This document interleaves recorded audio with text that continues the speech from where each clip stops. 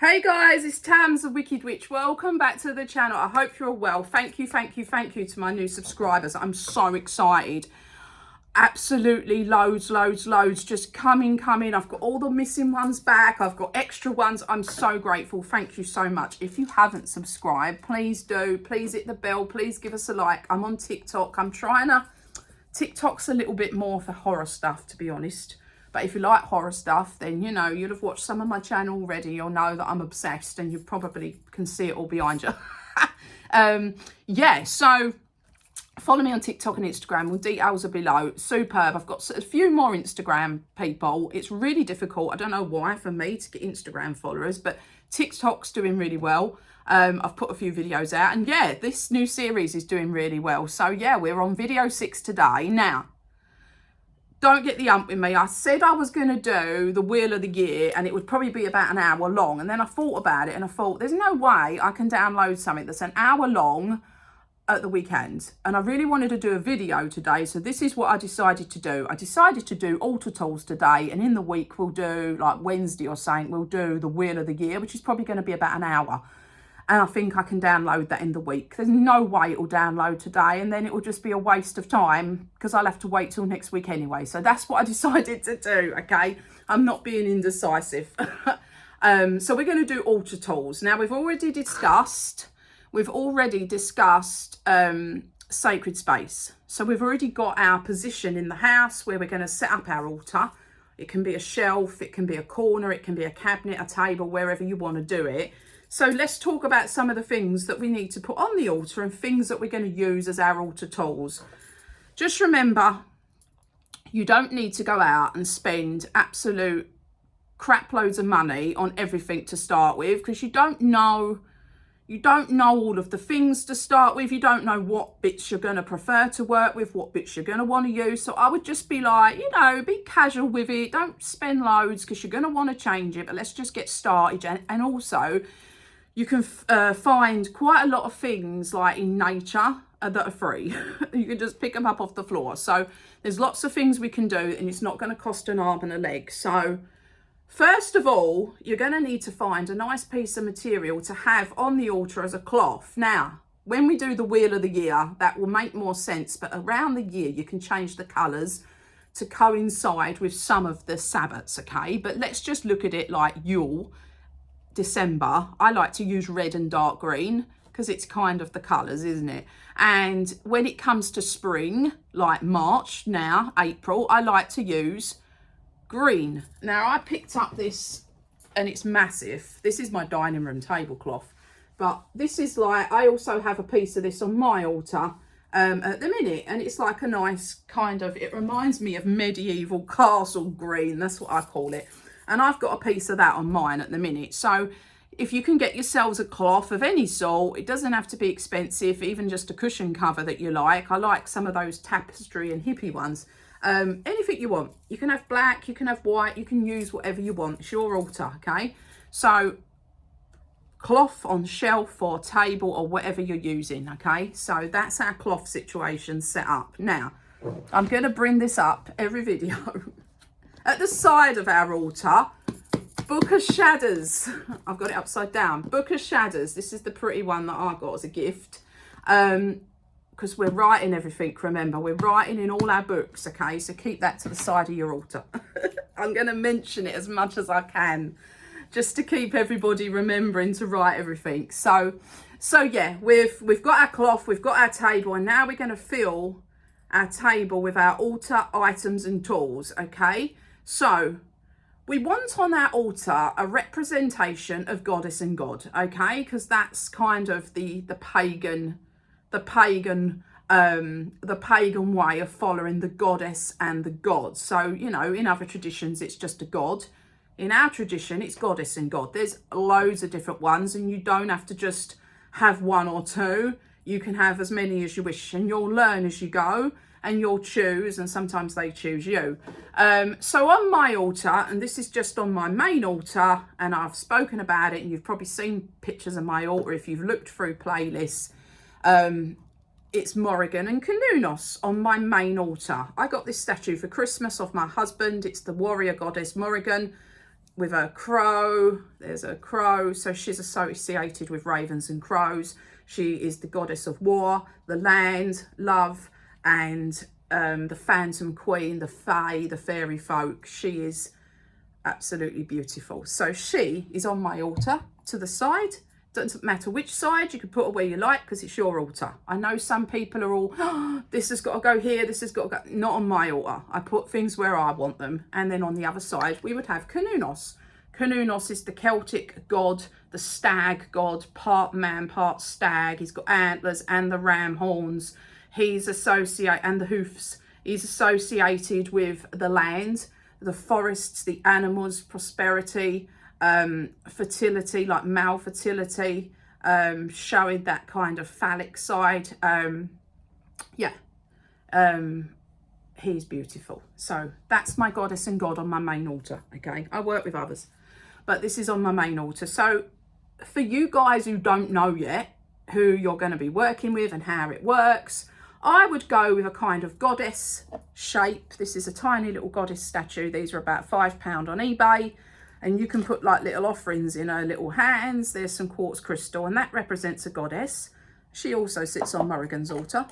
And also for the god, if you're going with a kind of green man type, horned god, green man, you could put something in the way of a green man, or you could use an antler or something, or a horn or anything like that, because you haven't yet got statues prepared, bulk, because you're not sure. And that's your kind of representation. Now, in the middle of that, I would have a candle for both. So Morrigan has a red candle, Cernunnos has a green one, I can't reach it. They both have a candle. You could have a white candle. Yeah, it doesn't matter. I like to have red for Morrigan. And I like to have green for Cernunnos because he's kind of like the forest god, the lord of the forest, you know. You could have a green man situation going on if you wanted. And you can do whatever you want, okay? So we've got our representation of our goddesses and gods, okay, on the altar. Now we wish to put perhaps a piece of crystal on there. You may already be familiar with crystals. You may already be working with some and have been looking some up. This is a geode with quartz inside it. I'm going with this because it was the biggest piece of quartz I had to show you. You've seen it in hauls, I'm sure, if you watch my channel. Quartz crystal is a good all-rounder, and as a first-time crystal on the altar, let's go with a piece of quartz, okay? Because again, there's so much crystal information, we don't want to get overwhelmed, so let's just have a little piece of quartz on the altar, okay, to bring it together. So we've got goddess, we've got god, we've got our table cloth, we've got our book of shadows to the side, and we've got our candles representation for each goddess and god, and a piece of quartz crystal. Okay, so no pagan altar is right without a pentacle. A pentagram in a circle is a pentacle. A pentagram without a circle is a pentagram. Okay, so that is a pentacle. If it didn't have the circle and it was just the 5-pointed star, it's a pentagram. I got a couple just off my altar to the side, and they are sitting on my altar. So you can put them wherever you like, maybe in the middle for the pentagram. If you can get a big one, you could kind of work off of it with incense and things like that. Now, incense, obviously, you might have that on your altar. You might have it to the side. I've got mine to the side. I use, I've got my big incense that I use that I burn every day. And then I've also got my bowl, which is for my sage, and my Santa Palo wood that I burn. So sage is your cleanser. And you do need to have some sage. If you don't want to burn, you can get room sprays. Personally, I don't think they're as good. I do like the proper smudging sticks, okay? You want one of them. If you ain't got room on your altar, sit it to a side, but you do really want some sage, because once you've set up, you're going to cleanse it, and you want to be using your sage for that. If you haven't got sage to start with, just burn an incense and waft it over, but sage is the best, okay? So if you've got sage incense, that will work, but it's still not as good as a smudging stick of sage, okay? So we've got our smudge, we've got our sage, we've got our incense. If you can get a cauldron and you've got space for a cauldron, that's fabulous. Some people like to burn the resin and the other kinds of incense in the cauldrons, and that's absolutely fine. But if that's not something you've got space for, which on my smaller Morrigan's altar, there is no cauldron. There is a tiny little one actually, but not a proper cauldron for burning things. If you want to keep that outside, that's fine. Do what you want to do. So now we come to our broom, our besom broom. Now, most witches have a massive broomstick. They're above doorways for protection. They're hanging in porches, hanging on the wall. But on your altar, you can just use a little mini broom, because at the end of the day, we use brooms not to fly. We use them to brush away negative energy. We use them to bring in the good energy. We use them for that kind of thing on our altar. So this is my little Morrigan altar and Cernunnos altar mini broom that I use, which is adorable. And I also have a full-size version exactly like this in the front room. So yeah, this is my little, all my altars actually have their own little broom. This is the one that's on Morrigan's, okay? And then we have our wand. I have many wands. I have brand new wands in boxes. This is a piece of, I think this was a piece of rowan wood, I can't remember. It's obviously from a piece of real wood. So the best wand I've really got that I use is actually found in Epping Forest. When we were walking, I found a wand, I found 2 or 3. You know, you bring them home, you use them. You don't need to go and spend 15, 20 pounds on a wand. But this is my wand off of Morrigan's altar. This is what I use.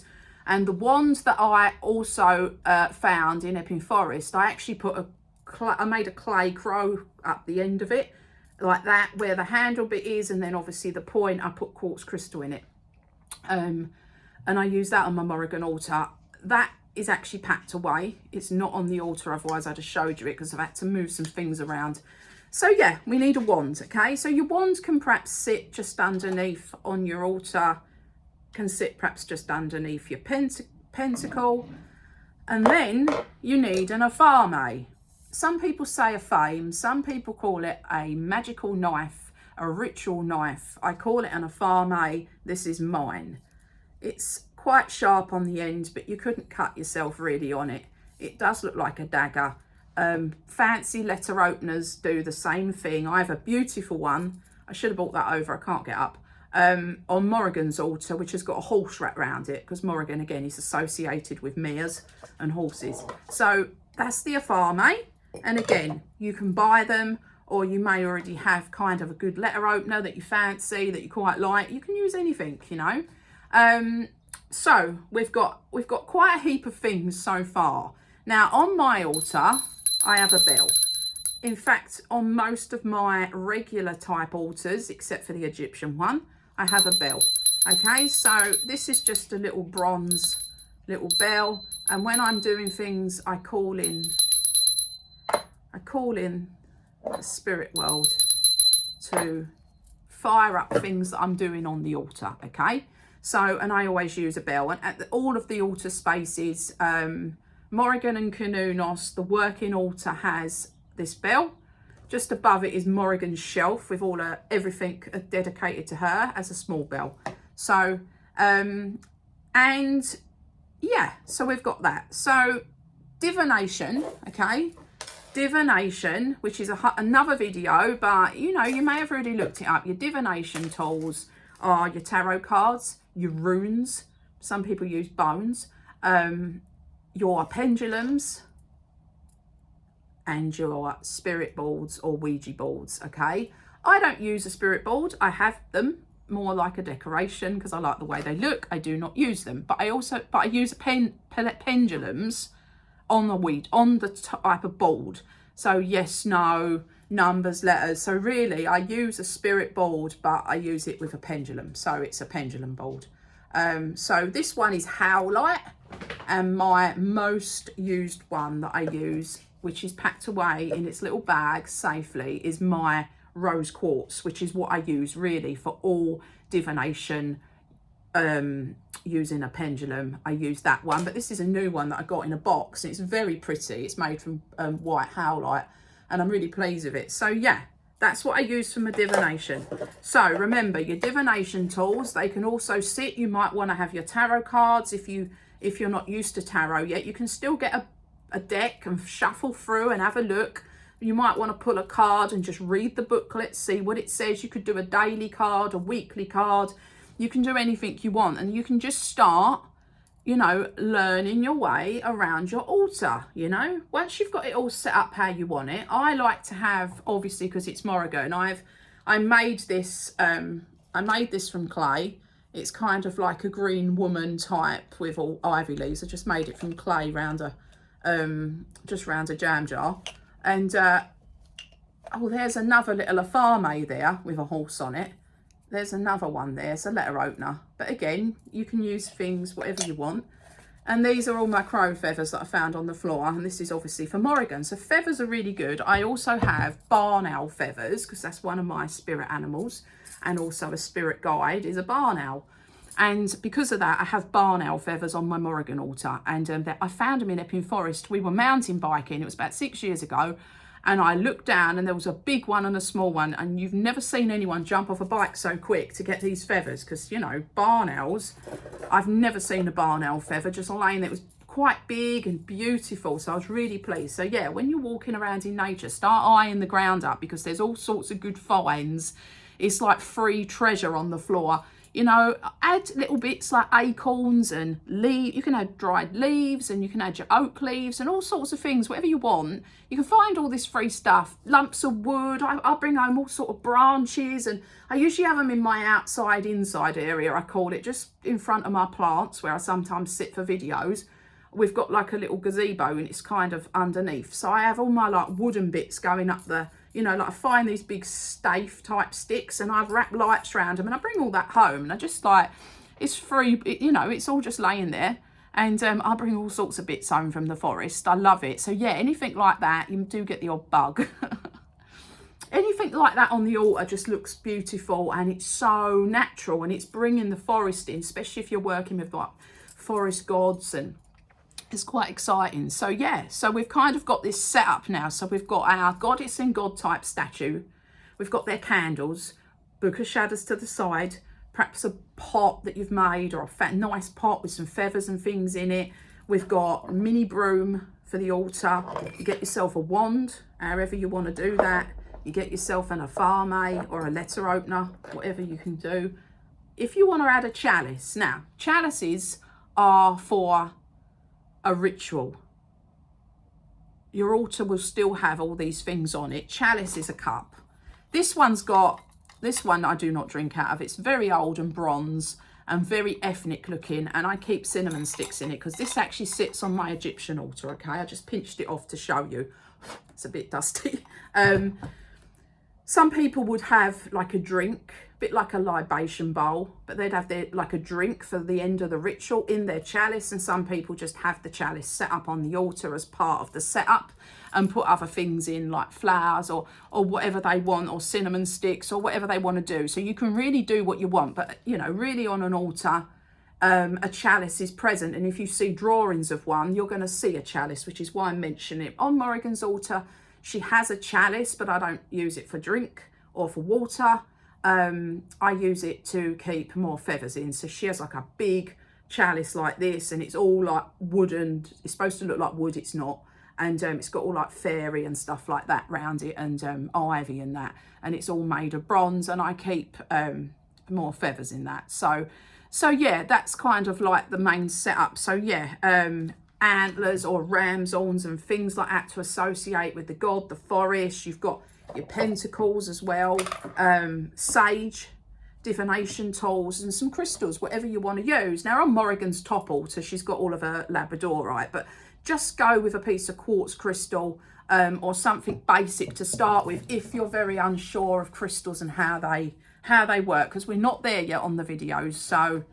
So yeah, we've now got a little setup. Okay, so now it's yours. Now you've got to make it yours. So sit in front of it, put your good intentions, which means sit, visualize, look at your altar, visualize, this is my magical space. This is where I'm going to be working my magic. This is where I'm going to be learning things. This is also just like a chill out zone. You can just sit there and chill, you know, and calm down after a day. Excuse me. And then if you can, light your sage, brush your sage. Be careful with sage because they ping bits of hot stuff off and it can catch fire. So just be careful. This is why I bought this big soapstone bowl to keep mine on. And then what I do is I use a feather or the broom and I wave it, because it'll be a light, and I wave the smoke over the altar. And that's what you want to do. Once you're all set up, you saged it, it's cleansed, it's all yours, it's ready to go. And now as we move forward and we're learning things that we can do on the altar, you're all ready to go and you're all set up. So I hope this video is of interest and has helped. If there's anything you think I forgot, please tell me, if you're obviously already well on your path. And if not, I hope it helps. I hope you get set up. Share with me what you're going to do. Let me know anything else that you might want to know. Just ask me in the comments. I'll try and come back to everyone as quick as I can. If I take a while, forgive me, because sometimes I do it from my mobile phone. I'm still not very technical. I need to get a new computer and get set up properly, but I do it from my iPhone. So sometimes I don't see the messages as fast as I should. In fact, we were looking at a video the other day and my husband said, you've got messages on here, you haven't answered them. And I didn't even know, it hadn't brought it up. So please don't think I'm ignoring you. I'm not. I might just not have seen it. Yeah. I hope you all have a lovely weekend. Please like, please subscribe, hit the bell, all that good stuff. And I will see you on the next one. That will be video 7 and it will definitely be Wheel of the Year. Have a good weekend, guys. See you later. Ta-da.